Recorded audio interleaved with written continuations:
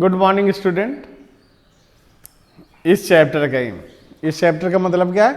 Measurement of national income का ये last video lecture है हम लोगों के बीच में। और लास्ट वीडियो लेक्चर के साथ साथ में इसी लेक्चर के साथ में हम लोग इसको कंक्लूड करेंगे। ये पूरा चैप्टर ही हमारा ख़त्म हो जाएगा यहाँ से। और उसके बाद हम लोग न्यू चैप्टर में जाएंगे, मनी एंड बैंकिंग। अब मनी एंड बैंकिंग के बाद हम लोग फिर से इंडियन इकोनॉमी में जाएंगे। तो ये हम लोग आज इस चैप्टर को कंक्लूड करने जा रहे हैं। ऑलमोस्ट ये कंक्लूड हो चुका है चैप्टर। रियल नेशनल इनकम और नॉमिनल नेशनल इनकम के बाद इस चैप्टर में और कुछ बचा नहीं, लेकिन इसमें कुछ चीज़ें होती हैं जिनको हम लोग एक्चुअल में पढ़ते हुए चले आए हैं।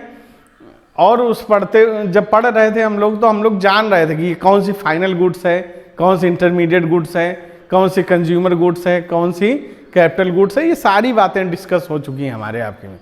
लेकिन अब इसके साथ में हम लोग ये जानने की कोशिश करेंगे कि कौन कौन सी ऐसी चीज़ें जो इंक्लूड नहीं होती।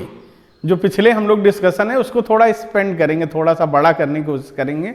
और इसमें बोर्ड अब कम दिखाई देगा आप लोगों को, आपके साथ में जैसे जैसे मैं डिस्कस करता चला जाऊँगा उसकी पीपीटी आपके इसमें ज़्यादा दिखेगी। अब वो केवल आवाज़ ही मेरी सुनने को मिलेगी और इससे आप जान पाएंगे कि कौन सी चीज़ इंक्लूड हो रही है और कौन सी चीज़ें इंक्लूड नहीं हो रही। तो सबसे पहले हम लोग इसमें जाते हैं not included in national income. कौन सी चीज़ें नेशनल इनकम में इंक्लूड नहीं होंगी और उसके रीजन्स एक्चुअल में क्या हैं, कौन कौन से ऐसे रीजन्स हैं जिनके कारण वो इंक्लूड नहीं होंगी। क्योंकि ये national income included and not included, जिसको हम लिखे ना treatment of different item in national income, ये क्वेश्चन बहुत आता है और 6 मार्क्स का क्वेश्चन आता है कि इसको इंक्लूड किया जाए कि नहीं इंक्लूड किया जाए। तो हम लोग सबसे पहले चलते हैं कौन सी चीज़ें इंक्लूड नहीं होंगी। सबसे पहले बार बार ये बात आती रही, transfer income and payment. Transfer income and payment never included in a national income. क्यों नहीं इंक्लूड होती? तो इसका रीजन लिखा जाता है हमेशा कि they are not connected with any productive activity and there is no value addition. ना तो ये इकोनॉमिक एक्टिविटीज हैं, ना ही इसमें कोई वैल्यू एडिशन होता है। That's why it is not included in a national income. तो क्या हो गई? Transfer payment never included in a national income, जिसको ट्रांसफर इनकम एंड पेमेंट भी बोला जाता है। अब इसमें जानने की कोशिश करते हैं कौन कौन से ट्रांसफर इनकम एंड पेमेंट होते हैं। तो सबसे पहले क्या होता है? स्कॉलरशिप, जो गवर्नमेंट के द्वारा जनरली हाउस होल्ड को दी जाती है। फिर इसके बाद ओल्ड एज पेंशन होती है, जिनकी 60 ईयर से ज़्यादा एज हो जाती है, क्योंकि उन्होंने उसके पहले कोई इकोनॉमिक एक्टिविटी परफॉर्म नहीं की। क्योंकि पेंशन 2 तरह की होती है, एक होती है रिटायरमेंट पेंशन, एक होती ओल्ड एज पेंशन। तो मैं केवल यहाँ ओल्ड एज पेंशन की बात कर रहा हूँ, रिटायरमेंट पेंशन की बात नहीं कर रहा हूँ। क्योंकि रिटायरमेंट पेंशन में हमारा ही पैसा होता है जो मैं पर मंथ धीरे धीरे सबमिट करता रहता हूँ, रिटायरमेंट के बाद मिलता है।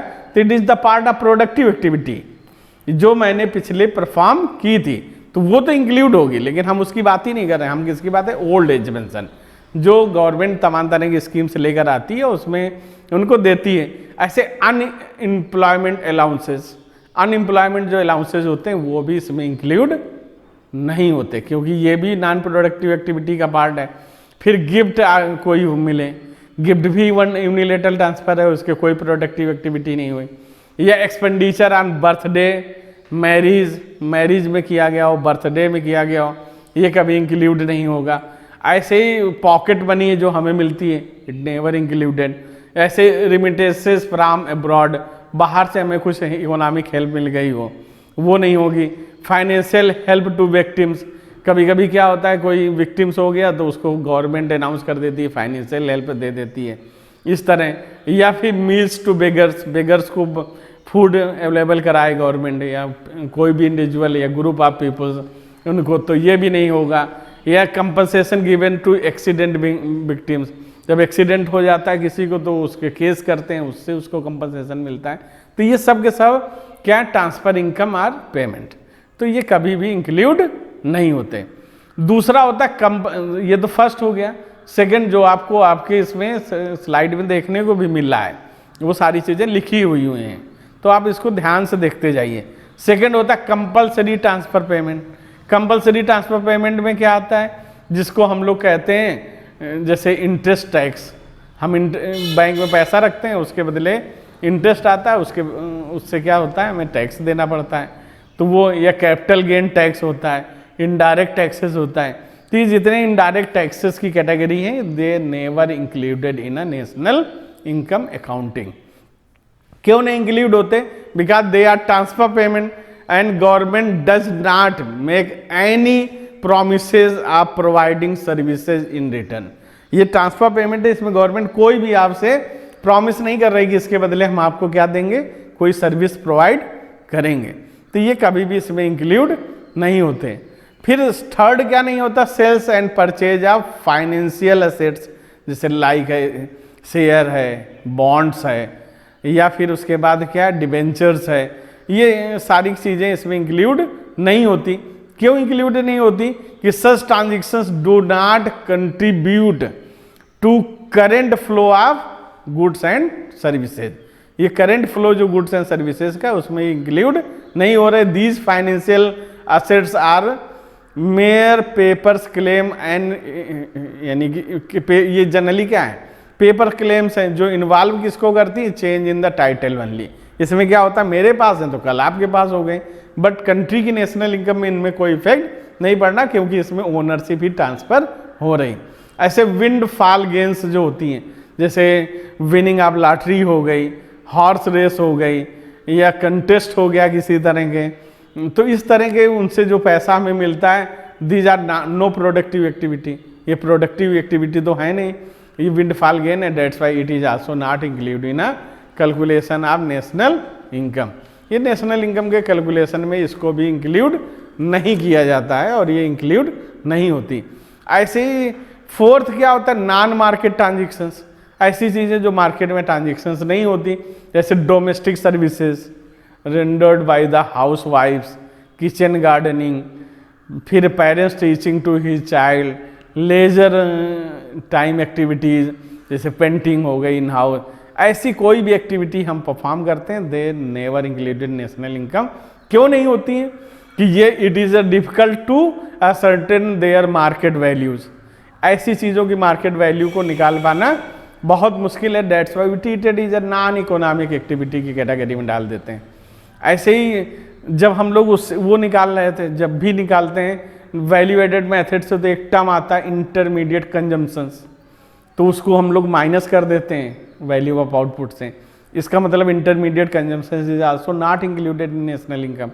तो क्या क्या इसमें आएगा, purchase of raw material by firm, firm के द्वारा रॉ मटेरियल का परचेज करना। Vegetables purchase by restaurant, restaurant क्या कर रहा हो, वेजिटेबल्स परचेज कर रहा हो। Milk purchase by a dairy shop, या electricity or advertisement expenses by the production unit, या purchase of cold drink by the school canteen, expenditure on repair of assets. ऐसी कोई भी एक्सपेंडिचर्स होते हैं, या expenses on hiring advocate RCA, ऐसे कुछ भी हम लोग इंटरमीडिएट कंजम्पशंस करते हैं, never included in national income. क्यों नहीं होती? कि such expenditure are already included in final expenditure. ये पहले से फाइनल एक्सपेंडिचर का जो पार्ट है उसमें इंक्लूड होती हैं। फिर इसके बाद सेवंथ क्या होता है, sale and purchase of second hand goods. बार बार प्रिकॉशंस में हम लोगों ने पढ़ा था कि like sale and purchase of old house, old machinery, old car, these are not included in a national income. क्यों? They have already been included in the year when they purchase or originally purchase. जब इनको originally purchase किया गया था तब ये पहले से ही इंक्लूड हो चुकी थी, तो दोबारा कैसे इंक्लूड हो सकती हैं। फिर 8 नंबर में क्या चीज़ नहीं होती, कैपिटल लॉस। कैपिटल लॉस में जैसे क्या डिस्ट्रक्शंस ऑफ द बिल्डिंग्स। फिर इसके बाद क्या हो सकती है, डिस्ट्रक्शंस ऑफ बिल्डिंग के अलावा क्या हो सकती है, destructions of machinery by earthquake. तो बिल्डिंग का डिस्ट्रक्शंस हो जाए, मशीनरी का डिस्ट्रक्शंस हो जाए, या कुछ इंडस्ट्री का डिस्ट्रक्शंस हो जाए, किसके द्वारा, अर्थक्वेक के द्वारा, या डिफरेंट टाइप ऑफ डिजास्टर्स के द्वारा। तो they are also not included in a national income because they have इसका सिंपल है, they do not affected the national product directly, इससे नेशनल प्रोडक्ट को डायरेक्टली कोई इफेक्ट नहीं होता। फिर होता है कैपिटल गेन। कैपिटल ये क्या था, कैपिटल लॉस था, अब क्या हो गया कैपिटल गेन। कैपिटल गेन में जैसे profit due to the increase the price of land, land हमने खरीदी उसका प्राइस अचानक बढ़ गया। या फिर हो सकता है बिल्डिंग हो सकता है, शेयर बढ़ जाए, income from the sale of second hand goods हो जाए, फाइनेंशियल एसेट्स हो जाए, तो they do not have add to the flow of goods and services in the economy because they are already included. और फिर उससे कोई इकोनॉमिक डेवलपमेंट नहीं हो रहा। फिर नेशनल डेप्थ इंटरेस्ट हो सकता है। नेशनल डेप्थ इंटरेस्ट किसको कहते हैं कि interest paid by the household to the commercial bank. हमने लोन लिया है और लोन के बदले हम कमर्शियल बैंक को इंटरेस्ट दे रहे हैं, तो नहीं, क्योंकि हम जो इंटरेस्ट दे रहे हैं तो it is the part of income, तो हमारी इनकम तो ऑलरेडी नेशनल इनकम इंक्लूड है, तो इसको कहा जाता है interest paid by the loan taken for consumption purpose is not included. अगर कंजम्पशन पर्पज के लिए लोन लिया गया तो इट नॉट इंक्लूडेड नेशनल। तो ये 10 चीज़ें हैं जो नेशनल इनकम में इंक्लूड नहीं होती हैं, और ये आपके स्क्रीन में आपको दिखाई दे रहा होगा। आप इसको ढंग से देख लो, और ये सारी चीज़ें आपको याद रखनी है कि ये कभी भी इंक्लूड नहीं होती। अब हम देखते हैं कौन कौन सी चीज़ें इंक्लूड होती हैं। तो सबसे पहले इसका यानी कि इसको देखेंगे तो एक सबसे बड़ी चीज़ क्या कि ब्रोकर्स कमीशन। हम कह रहे थे शेयर और सेल्स ये सब के सब बॉन्ड्स वगैरह नहीं होते, लेकिन ये बॉन्ड्स और शेयर को सेल करने वाले जो ब्रोकर्स होते हैं वो इंक्लूड होते हैं। तो क्या होता है, brokers commission on sale oblique purchase of second hand goods और फाइनेंशियल एसेट। चाहे सेकेंड हैंड गुड्स को सेल परचेज कराए चाहे फाइनेंशियल एसेट को कराए होगा, because service rendered by the brokers are productive. जो प्रोडक्ट जो ब्रोकर्स ने सर्विस दी वो उसकी प्रोडक्टिव एक्टिविटी का है, उसकी वो इनकम है। सेकेंड क्या नहीं होगा, services provided by owners of the production unit. जो ओनर्स है प्रोडक्शन यूनिट्स का उसकी सर्विसेज हैं, जैसे imputed rent of owners occupied house, owners ने खुद ऑक्यूपाई कर रखा है इंडस्ट्री में हाउस को।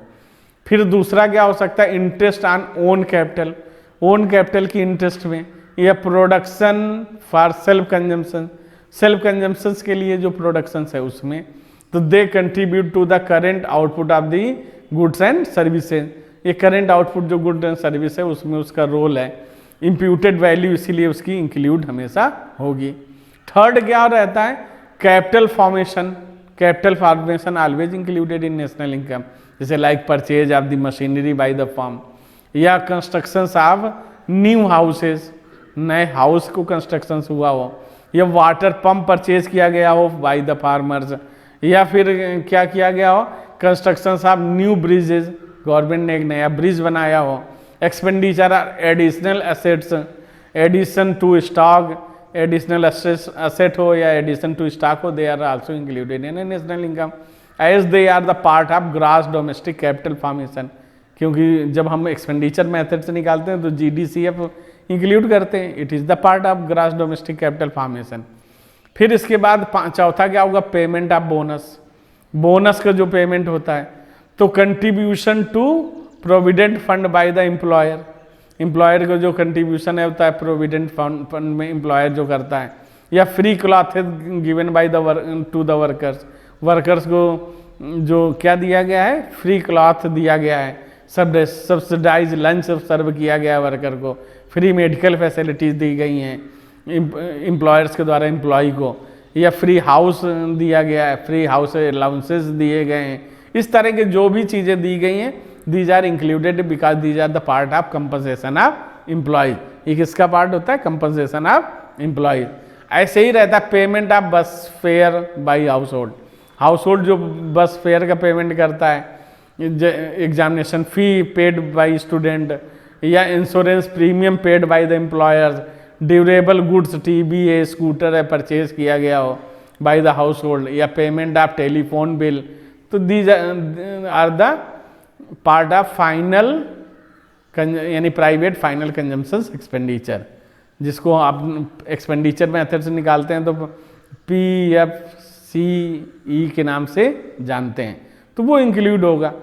फिर प्रॉफिट 6 क्या होगा, profit earn by an Indian company from its branches abroad. अगर कोई इंडियन कंपनी उसकी ब्रांच अब्रॉड है किसी अदर कंट्री में, तो उससे जो प्रॉफिट अर्न होगा it included in a national income.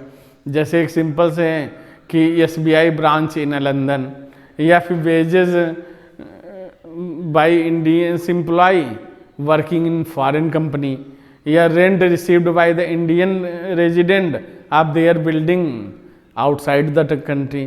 तो ऐसे बाहर जो भी हमारी चीज़ें उससे जो होगा उसको फैक्टर इनकम फ्रॉम अब्रॉड बोलते हैं। It included in income because it is a part of factor income from abroad. Free services जैसे डिस्पेंसरी की है, एजुकेशन की है बाय द गवर्नमेंट, तो it is included in a national income because they are the part of government final consumption expenditure. तो वो सभी services चाहे वो एग्रीकल्चर रिलेटेड हो, these are included in national income. 8 क्या होगा, expenditure incurred by a tourist in a country. अगर कोई भी टूरिस्ट आता है फॉरेनर, वो हमारी कंट्री में एक्सपेंडिचर करता है, तो these are the part of national income.